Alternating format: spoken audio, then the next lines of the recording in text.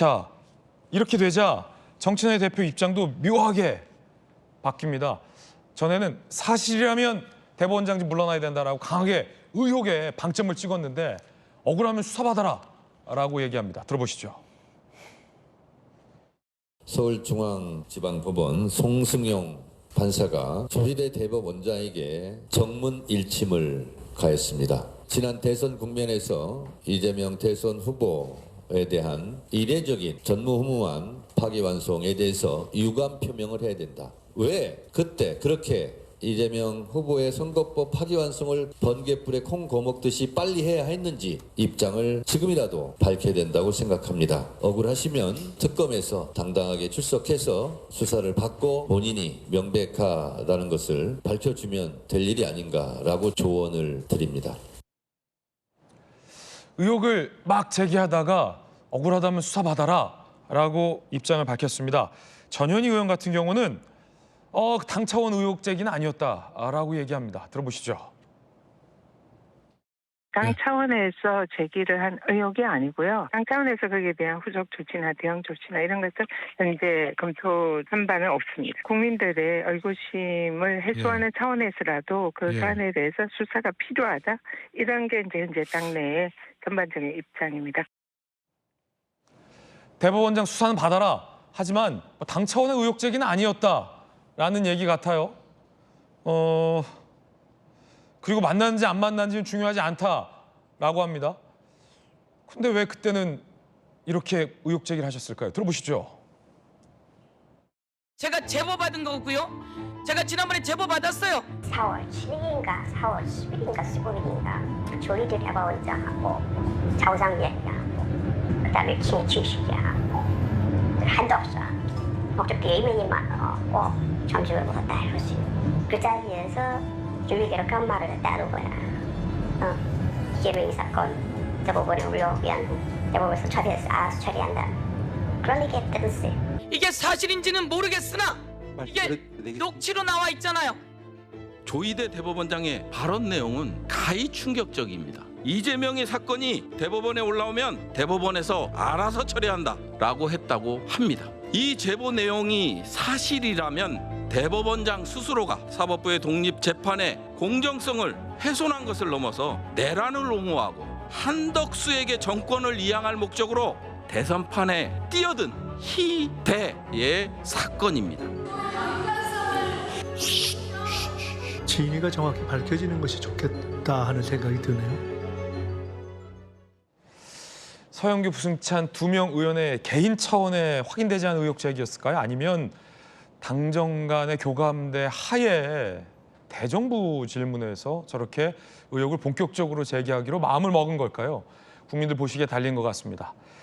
자, 그런데 주진호 의원님 수사해 보셔서 더 잘 알겠지만 서영교 의원께서 질의했던 게 문제 제기했던 게 지난 5월이었으니까 6월, 7월, 8월, 9월 4개월이 지났어요.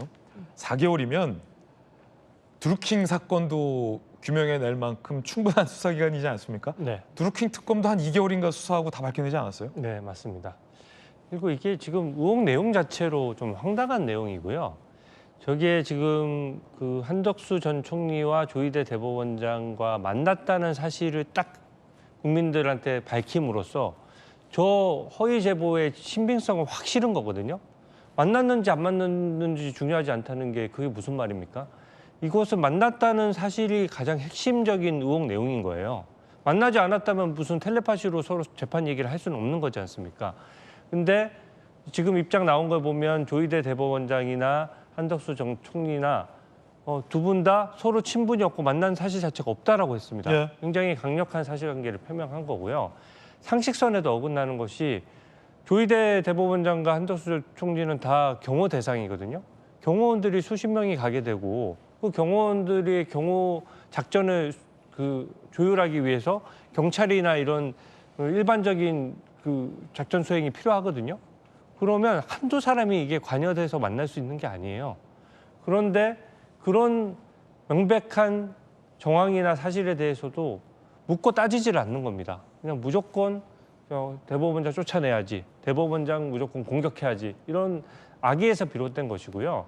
저는 지금 저 정도 수준이면 이미 명예훼손에 들어왔고 무고의 범위 내에 저는 들어왔다라고 보거든요. 그리고 그 부분에 대해서 민주당이 발을 빼고 싶어 하는데 거의 수렁에 빠진 형국이에요. 발 못 뺀다. 예, 서로 강성 지지자들을 보고 먼저 발 빼는 사람이 강성 지지자한테 욕 얻어먹는 구조 아닙니까? 그러니까 보통 정치가 금도를 넘어섰을 경우에는 그래도 사과를 하고 일단락 짓는 맛이 있어야 되는데 이거는 일단락 지키는커녕 계속 억울하면 수사 받으라는 거잖아요. 그래서 제가 아까 말씀드렸다시피 수사 받을 사람은 민주당 의원들이라는 점을 저는 분명히 말씀드리고요. 저게 그냥 단순히 제보가 있어서 그렇다라기보다 사법부에 대한 조직적 공격이고 내란특별재판부의 어제 법안도 문제지만 뭐 대법관을 대폭 26명으로 늘려서 22명의 대법관을 이재명 대통령 임기 내에 본인이 다 임명하도록 한다든지 뭐 이런 것들이 전부 일련의 사법부 길들이기고 민주당 산하로 사법부를 편입하기 위한 것이거든요. 그래서 저는 이런 게 체계적으로 대법원장 탄핵을 노리고 하는 것이고 조국 혁신당의 조국 대표는 심지어 탄핵 소추문을 써놨다라고까지 발표를 했어요. 그러면 조작된 저 AI 증거 가지고 그걸 써놨다는 얘기거든요. 이렇게 황당한 일이 어디 있습니까?